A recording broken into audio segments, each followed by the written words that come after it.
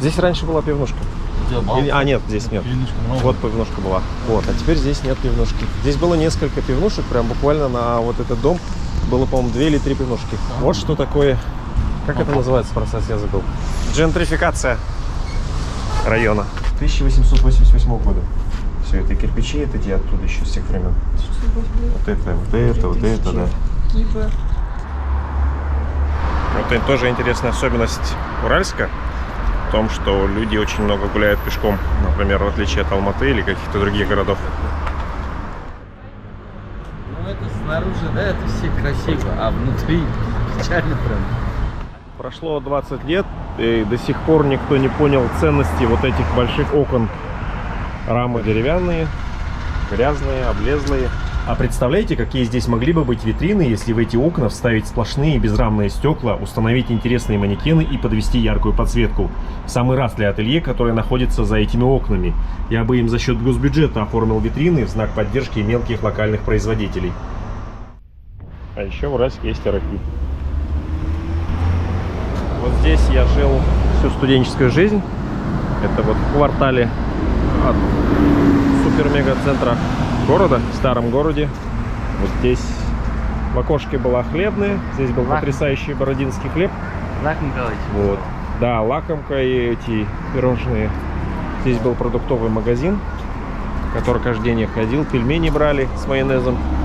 А в этом доме Карева, который является достопримечательностью Уральска, был внизу на первом этаже универсам. Окна, между прочим, никакого пластика. Возможно, может быть, им запретили или интересно, почему? Нет, здесь это деревянные. А, нет, не запрещали. Они не смогли поменять окна за это время. А Уральск — это очень дикий город контрастов. Где-то там строятся огромные новые микрорайоны. А здесь люди не могут поменять окна с деревянными рамами на пластик. Нет, его, наверное, и не стоит менять, но, наверное, старые, если бы, да, они хотели, они, конечно, бы поменяли. Интересно, когда здесь начнут заселяться богатые люди с пониманием, насколько это хороший район. Как говорит Эли, здесь очень легко сделать туристический город. Ну да. Сразу видно, что здание изначально проектировалось как торговое. Окна были сделаны под витрины. А вот что называется за этим миром. Запах. Мусорка Маврдина. Потому что там туалет уже сколько лет? Нет, можно сказать. Перекопали, наверное, весь двор. Вот в Уральске, вот там 6-й микрорайон, по сути, был край города. А сейчас все это застроено и продолжается, и едем в какой-то новый район. Вот настолько расширился город.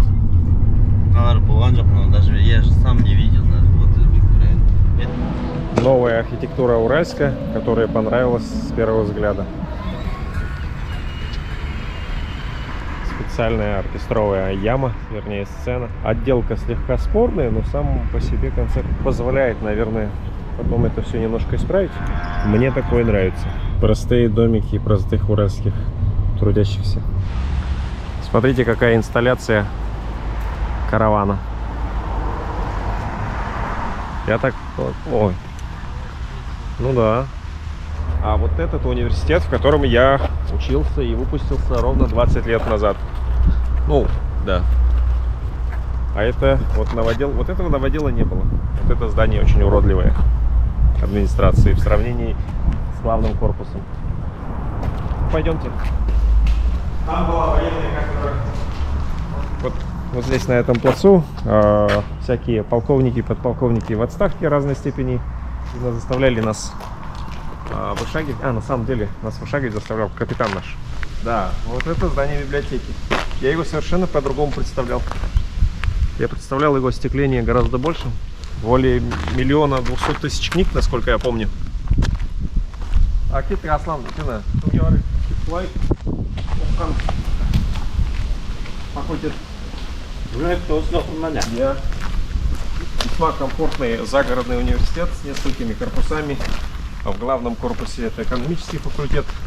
Здесь вот эта огромная библиотека. Дальше идут несколько корпусов. По-моему, вот этот политех. Ну, дальше они такие эти корпуса. Еще дальше? Да, да, вот в том-то и прикол. И мне такое ощущение, что чем дальше мы будем идти, тем корпуса будут становиться сравнее и сравнее.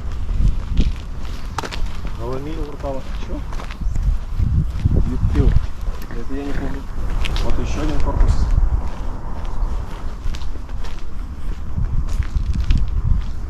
О, это какой-то сейчас агрономия.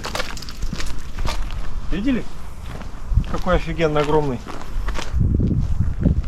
Ну реально, то есть. Ну вот. Это политех. Это политех получается, а он такой неплохой. Хороший вид. Сюда бы вдохнуть, конечно, жизнь. Денег и высоких стандартов. Материально-техническая база отчасти готова. Вы государственный же, да? Государственные. Я сейчас на речке Караузен, что возле Карасу, в Кристалловском районе Западно-Казахстанской области. Это одно из примечательных мест моего детства. Здесь мы с моими двоюродными братьями купались. Тогда мне вот эти берега, которые напротив, казались очень крутыми, а в этом месте река оказалась очень глубокая. Она и сейчас глубокая. Давайте продемонстрирую. Оп.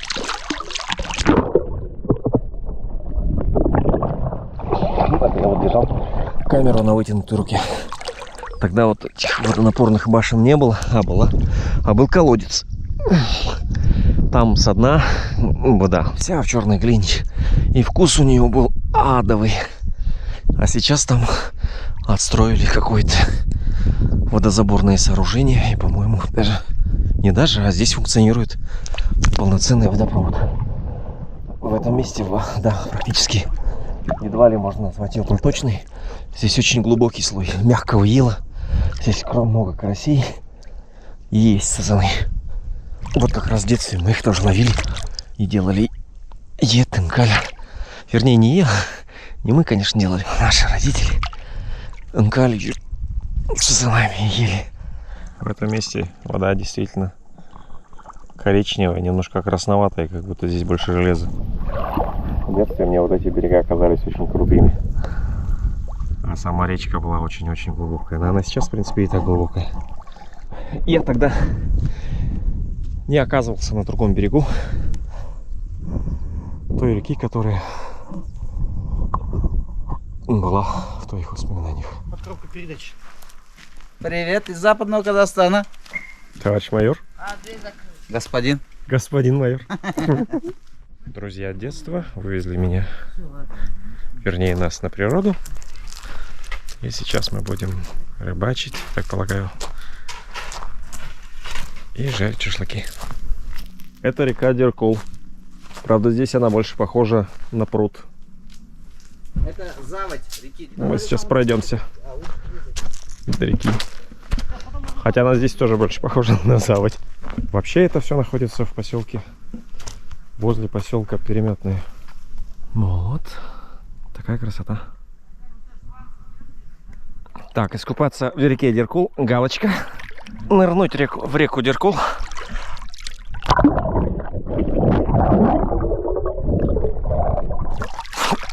Галочка.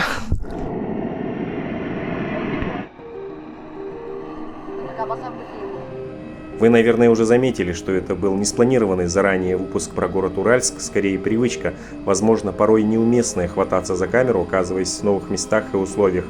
Кстати, если вам, как и мне, понравилось, как выступил в роли соведущего мой племянник Аслан, напишите об этом в комментариях, это поможет уговорить его на участие в новых выпусках. А вообще пишите обо всем, что вам пришлось по душе, с чем вы не согласны, о чем бы вы хотели услышать в следующем видео про Уральск. Вот под предыдущим выпуском про Актау неравнодушные жители этого города устраивали целые баталии между собой, а нам выражали как свою горячую поддержку, так и добрые пожелания расправить крылья и воспарить оттуда как можно скорее. Все это не просто так, ваши лайки и комментарии помогут показать этот выпуск большему количеству людей, а чем больше будет просмотров и подписчиков, тем скорее мы отправимся снимать новые удивительные места.